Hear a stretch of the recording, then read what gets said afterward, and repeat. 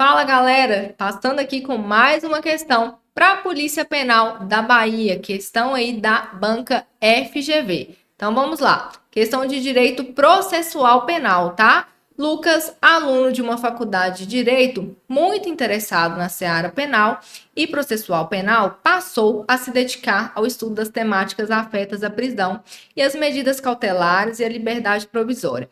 Em última análise, o aluno resolveu apresentar o seu trabalho de conclusão de curso sobre a matéria, recebendo diversos elogios da banca examinadora. Nesse cenário, considerando as disposições do Código de Processo Penal, é correto afirmar que a. Ressalvados os casos de urgência ou de perigo de ineficácia da medida, o juiz, ao receber o pedido da medida cautelar, determinará a intimação da parte contrária para se manifestar no prazo de 10 dias, acompanhada de cópia do requerimento e das peças necessárias, permanecendo os autos em juízo, e os casos de urgência ou de perigo deverão ser justificados e fundamentados em decisão que contenha elementos do caso concreto que justifiquem essa medida excepcional.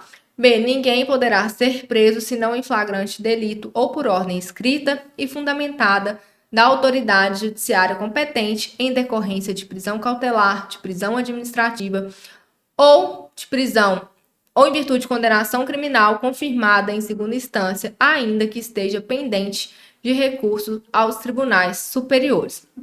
C. As medidas cautelares serão decretadas pelo juiz de ofício a requerimento das partes ou quando no curso da investigação criminal por representação da autoridade policial ou mediante requerimento do Ministério Público. D. O juiz poderá, de ofício ou a pedido das partes, revogar a medida cautelar ou substituí-la, quando verificar a falta de motivo para que subsista, bem como voltar a decretá-la se sobrevierem razões que a justifiquem. No caso de descumprimento de qualquer das obrigações impostas, o juiz, mediante requerimento do Ministério Público, de seu assistente ou do querelante, deverá decretar a prisão preventiva do acusado. Gente, olha só, essa questão, robusta, a FGV cobrou, essa questão na prova da GCM de Vitória, tá?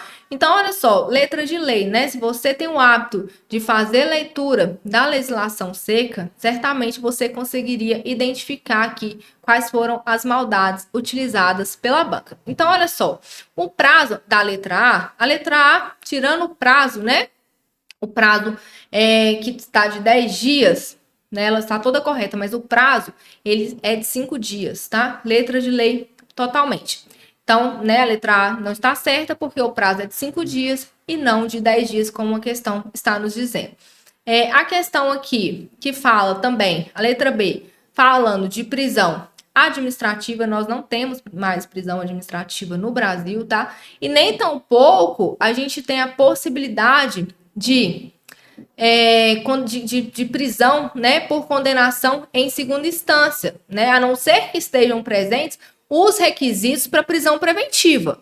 Se não tiver, preenchidos os requisitos da prisão preventiva, nós só teremos prisão com trânsito em julgado da condenação, em razão do princípio da presunção de inocência ou da presunção de não culpabilidade, que ninguém vai ser considerado culpado até o trânsito em julgado da sentença penal condenatória. Isso, inclusive, está previsto no artigo 5º da nossa Constituição Federal, tá?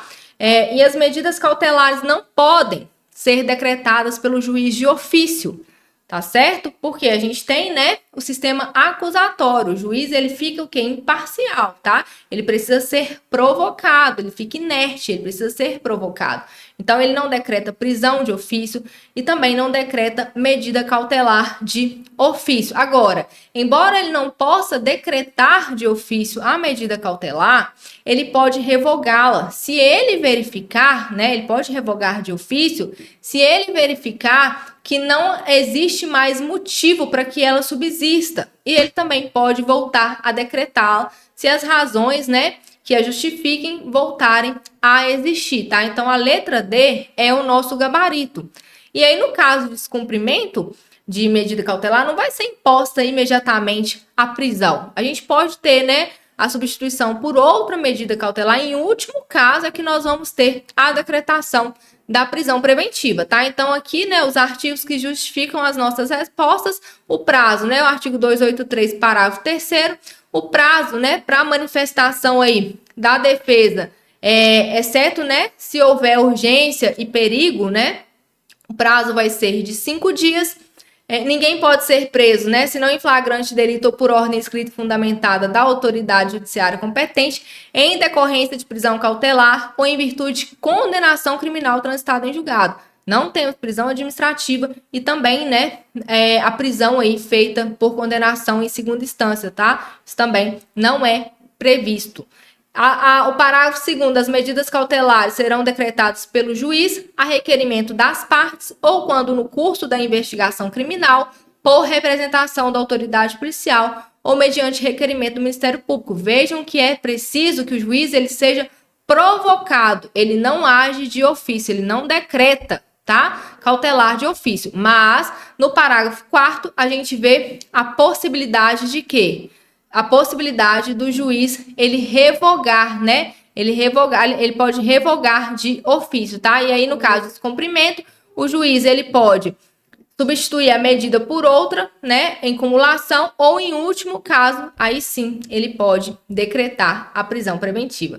Beleza, pessoal? Se você quer participar do nosso aulão que vai ocorrer aí, né, para a sua prova da Polícia Penal da Bahia, é só apontar aqui a câmera para esse QR Code e você será direcionado para o atendimento. Até a próxima questão. Tchau, tchau!